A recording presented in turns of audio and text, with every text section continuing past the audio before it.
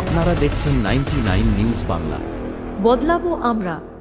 সালানপুর ব্লকের রামপুরে দুদিনব্যাপী জয়জোহার মেলার উদ্বোধন করলেন বারাবণের বিধায়ক তথা আসানসোলের মেয়র বিধান উপাধ্যায়। এদিন তিনি বীর বিরসা মুন্ডার প্রতিকৃতিতে মাল্যদান করে প্রদীপ প্রজ্বলনের মাধ্যমে মেলার সূচনা করেন।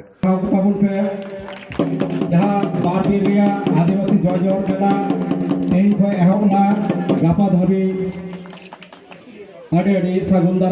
মেয়র বিধান উপাধ্যায় ছাড়াও উপস্থিত ছিলেন সালানপুরের বিডিও দেবাঞ্জন বিশ্বাস, জেলা পরিষদের কর্মাধ্যক্ষ মোহাম্মদ আরবান, রূপনারায়ণপুর ফাঁড়ির ইনচার্জ নসরিন সুলতানা সহ অন্যান্যরা। পশ্চিমবঙ্গের মাননীয় মুখ্যমন্ত্রী মমতা বন্দ্যোপাধ্যায়ের উদ্যোগে নির্দেশে সারা পশ্চিমবঙ্গ জুড়ে জয় জওহর মেলা যেটা চালু হচ্ছে আজ থেকে। আমি একটু আগে বারাবণীতে করে এলাম, এখন সালানপুরে করলাম।